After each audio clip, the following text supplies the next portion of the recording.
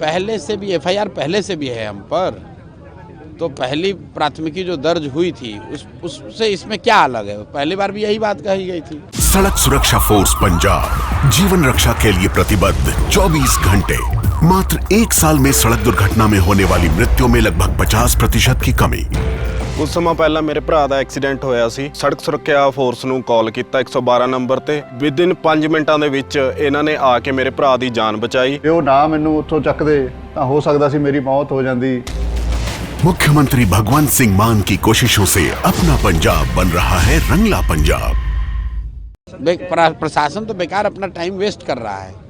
भाई मेरे पे एफआईआर पहले उन्होंने किया ही हुआ था, तो अगर कोई कार्रवाई करनी थी तो उसी पे कर लेते। अब दोबारा किया है, फिर आके कर ले कार्रवाई, उससे क्या हो जाएगा? कार्रवाई करोगे फिर 2 दिन के बाद फिर बैठ जाऊंगा। कहा जा रहा है कि ये जगह धरना प्रदर्शन कर रही है और यहाँ पे बैठ नहीं सकते। किसने कहा ये बात? ये कानून किसने बनाया है? दिल्ली में किसान आज महीनों से धरना प्रदर्शन कर रहे हैं, वो दिल्ली के सड़कों पर बैठे हुए हैं। उनको केंद्र सरकार ने परमिशन दिया है कि दिल्ली सरकार ने परमिशन दिया है, या आप ये कह रहे हैं बिहार के अधिकारी की दिल्ली की सरकार को कोई समझ नहीं है? आप मुझे बताइए कि दिल्ली में जो किसान धरना प्रदर्शन कर रहे हैं, उनको परमिशन सड़क पर बैठने का किसने दिया है? उनको पकड़कर क्यों नहीं सरकार अरेस्ट कर रही है? और अगर दिल्ली के सड़कों पर कोई प्रदर्शन कर सकता है तो बिहार के गांधी मैदान में कोई क्यों नहीं बैठ सकता है? हम कोई यहाँ हल्लागामा कर नहीं रहे हैं, कोई सार्वजनिक संपत्ति को नुकसान पहुंचा नहीं रहे हैं, चुपचाप बैठे हुए हैं।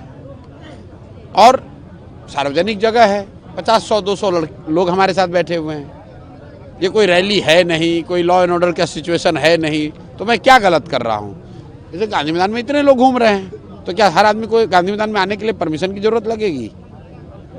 लेकिन मुद्दा तो बीपीएससी का है ना भाई, मुद्दा तो बिहार के युवाओं का है, खाली बीपीएससी का क्यों है? मुद्दा तो हमने लिख कर दिया है, आप देख लीजिए।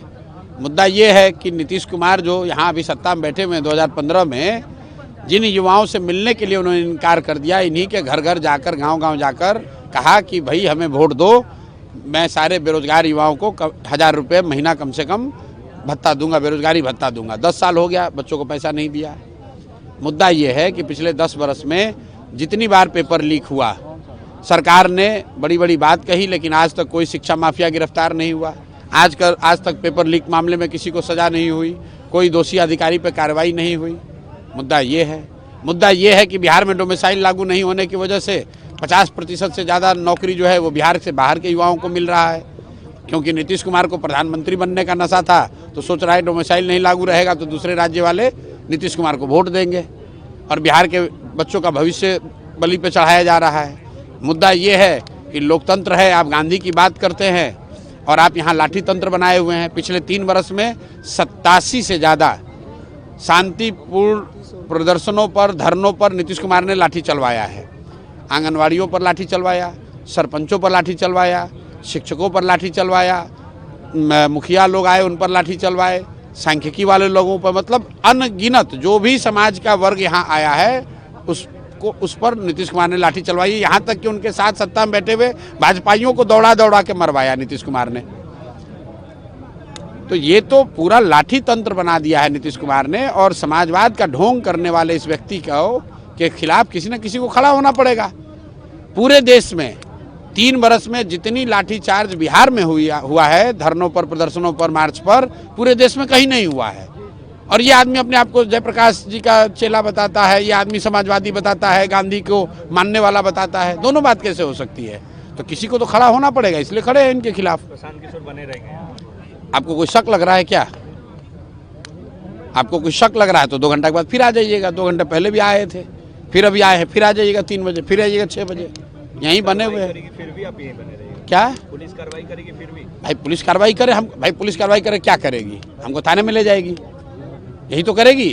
थाने में हमने तो कोई क्राइम किया नहीं है, हमको तो छोड़ना ही पड़ेगा आपको, फिर मैं बैठ जाऊंगा। छात्रों के लिए जेल भी जाएंगे आप? अरे मेरे भाई, किस बात के लिए जेल में डालोगे? हमने कोई डाका डाला है?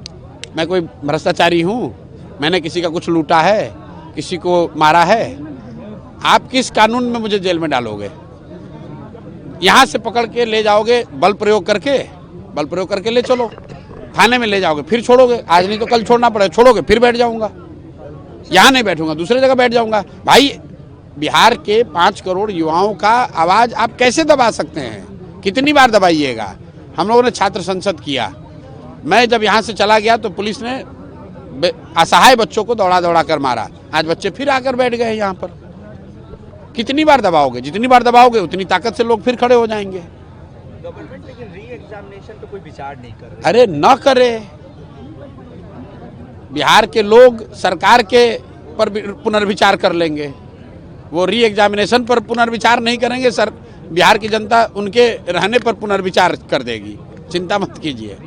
10 बरस 10 महीने का समय है। मैं अभी बता रहा था, जब पुलिस लाठी चलाती है उसका दर्द 5 घंटे 5 दिन रहता है।